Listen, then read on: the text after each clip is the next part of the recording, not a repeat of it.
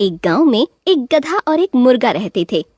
गधा मूर्ख और घमंडी था, जबकि मुर्गा चतुर और मददगार था। वो गधे को हमेशा समझाता रहता था, लेकिन गधा अपने ही मन की करता रहता था। मुर्गा हमेशा गधे की सुरक्षा की बात सोचता था और उसे बचाने का भरसक प्रयत्न करता था। देखो दोस्त, तुम्हारे ऊपर कोई भी मुसीबत आते ही मैं तुम्हें आवाज देकर सावधान होने का इशारा करूंगा। तुम वहां से हट जाना और मुसीबत टल जाएगी। अरे भाई, मैं खुद इतना सक्षम और ताकतवर हूँ कि मेरा कोई कुछ नहीं बिगाड़ सकता। तुम छोटे जीव हो, तुम्हें खतरों से बचकर रहना चाहिए। तुम मेरी चिंता करने की बजाय अपनी ही चिंता किया करो। दोस्त, अपने ऊपर इतना घमंड मत करो। घमंड करना अच्छी बात नहीं है। मेरा काम तुम्हें समझाना था, समझा दिया। फिर भी तुम सतर्क रहा करो। कहते हैं दुर्घटना से बचकर रहना मानो अक्लमंद का कहना। एक दिन गधा खेत के पास मिट्टी में लौट रहा था। उसके शरीर पर बहुत मिट्टी लग गई थी। उसके बाद वो एक खेत में हरियाली देखकर अंदर चला गया। वहीं एक मोटा तगड़ा सांड भी पहले से चल रहा था। सांड ने गुस्से से गधे को देखा। गधे को भी गुस्सा आ गया। उसी समय वहां मुर्गा भी आ गया।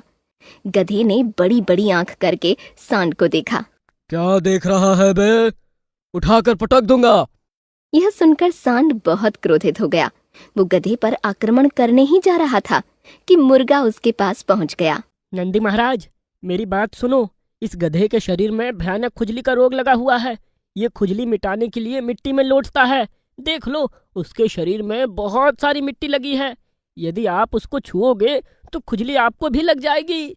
तब मिट्टी में लौटते रह जाओगे, लेकिन खुजली से छुटकारा नहीं पाओगे। आप बुद्धिमान हो, समझ गए होंगे। पास में दूसरा खेत है, इससे भी हरा भरा है। वहां जाइए और पेट भर कर खाइए। होशियार मुर्गे की बात सांड की समझ में आ गई और वो चुपचाप दूसरे खेत में चला गया। इस तरह गधा पिटने से बच गया। गधे का घमंड कम नहीं हुआ था।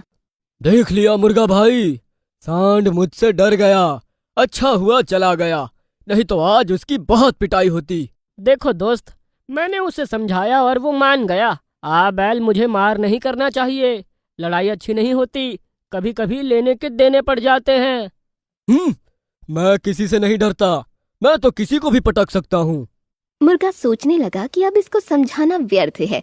घमंड का पर्दा अभी तक नहीं हटा है। एक दिन गधा खेत में चल रहा था। उसी समय एक बाघ जंगल से निकलकर खेत की तरफ आ रहा था। वो अपने शिकार की तलाश में था। गधे ने बाघ को नहीं देखा, जबकि मुर्गा एक ऊंचे स्थान पर बैठा था, इसलिए उसने बाघ को तुरंत देख लिया। वो समझ गया कि गधे के प्राण संकट में हैं। उसने झट से जोर जोर से बांग देना शुरू कर दिया। बाघ ने मुर्गे की लगातार आवाज सुनी तो चौंक गया।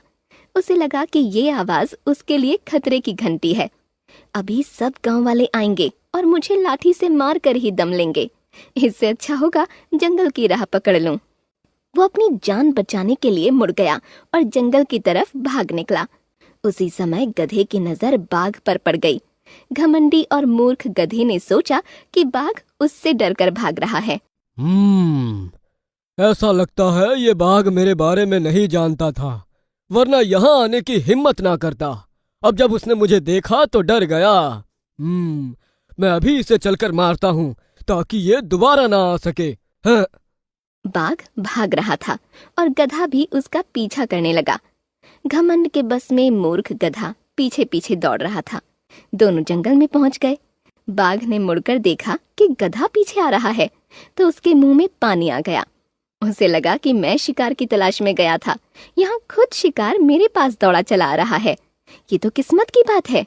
वो मुड़ा और उसने गधे पर वार कर दिया। गधे का घमंड चूर हो गया और वो भी नीचे गिर पड़ा। उसकी मूर्खता और घमंड के कारण बाघ ने उसे मारा और खा गया। इस कहानी से यही शिक्षा मिलती है कि खतरे से दूर रहना चाहिए, बुद्धिमान की राय माननी चाहिए और कभी भी घमंड नहीं करना चाहिए।